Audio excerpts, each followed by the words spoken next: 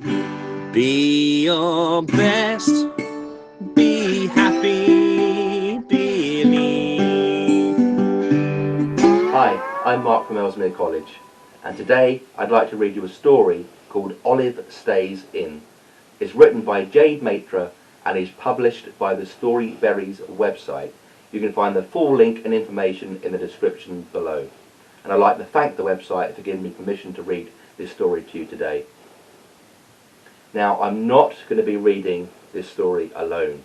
I have two very special friends helping me who you may recognise from school. But here's the twist. I'm not going to reveal who they are until the very end of the video. So you've got to guess who they are just by their voices.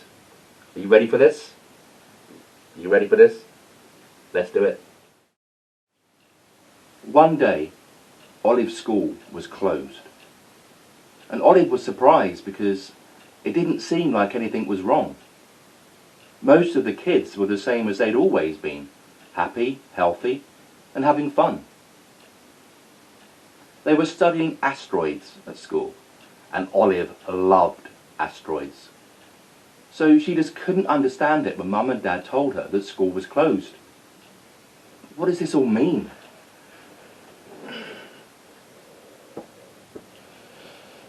Other things were closed too. Olive's soccer practice was cancelled, and her sports carnival was moved forward to another date. It seemed like things could be very boring stuck at home. Olive sat and looked out her bedroom window. The street seemed really empty, even though the sun was shining. Olive's parents didn't want her playing on the computer all day, so they gave her some maths books, some paper, and some pencils.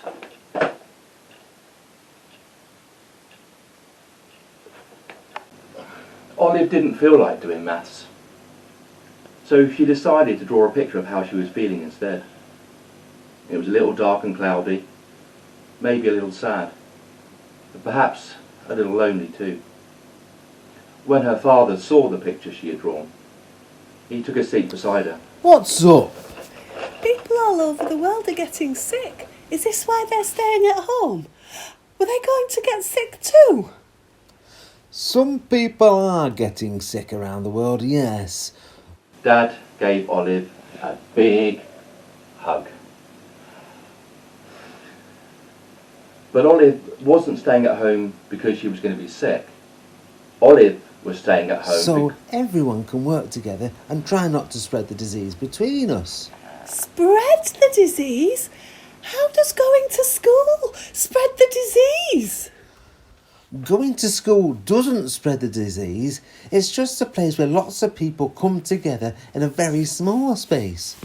When you see lots of people all at once, it's easier for tiny little germs, viruses and bacteria to jump from one person to another. Olive wondered what all those tiny little creatures, the viruses and bacteria, must look like. Are there any in my body right now? Millions.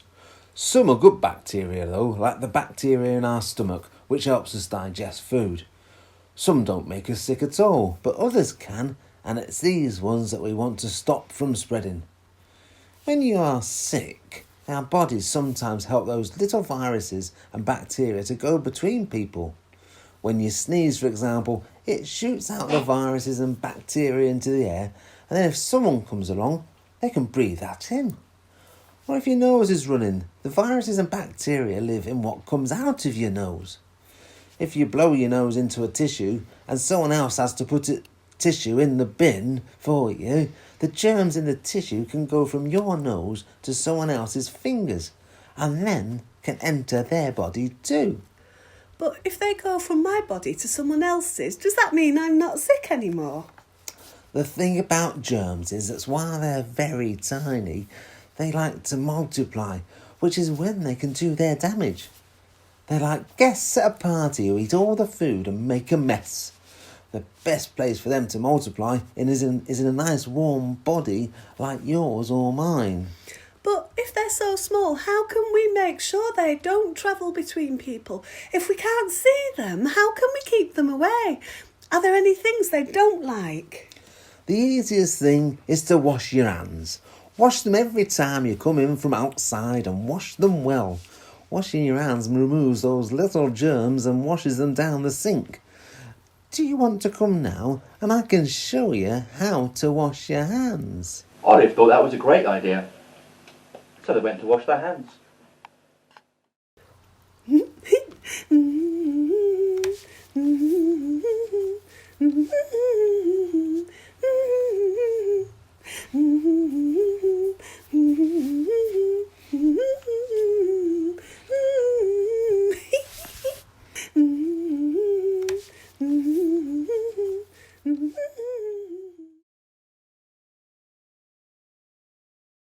What else can we do? Keep things clean whenever you can. Tell someone if you feel sick or a little bit hot. Cover your mouth when you cough. And if you sneeze, make sure you do it into your elbow instead of your hands. Try not to touch your mouth, eyes or nose too much. And these are the places where the germs can get into your body and multiply. It sounds like a lot. What happens if we do all this and those tiny germs still get into our bodies somehow? The good thing is, most people don't get sick all the time because our bodies have something called an immune system. This is very good at fighting all kinds of viruses and bacteria. It's like having a superhero inside our bodies. And you can make it stronger by eating good food, sleeping well, and practicing good hygiene. Also, even if you do get sick, many people around the world are helping others to get better. Doctors, nurses and hospitals all around the world are working very hard to make sure that sick people get the best possible treatment. Come on, let's go do some maths together. That's the only multiplication we want in this house. Olive was happy that she'd spoken to her dad. She felt anxious when school had closed, but now that she knew why, she wasn't so scared or worried. She was really happy to know that everyone was working together to stop the spread of the germs, and that there were things that she could do to help as well. So in our story, Olive drew her feelings, and I thought I'd have a little go as well, but I went for the positivity because I'd like to think that soon I'll be in a nice tent by the river with the sun shining down. Now, as you can see, I'm not the best drawer, so I thought it'd be fantastic if you could send me your pictures too, and I'll put the school email for your guardians in the link below. But also, if you want to have a go, what do you think this virus looks like? Here's my idea. This really big, strange looking ball of COVID, as it's called. Again, can you do better? I'm sure you can. I'd love to see. So send me your pictures. I really hope you enjoyed that story. And I also hope, like Olive, if you're feeling anxious, that you can talk to somebody. And also now remember that you can do your part to help in this by remembering to wash your hands as often as you can and keep that little birthday song in your head.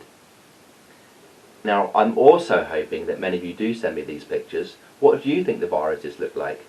I'd love to see.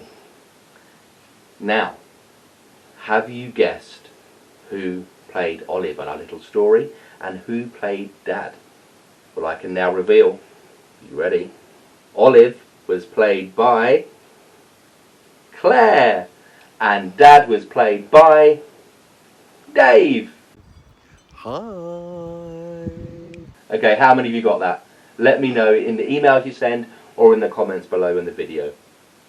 I'd like to thank Storyberries.com once again for letting me read the story, and I hope that I see you all in the next video.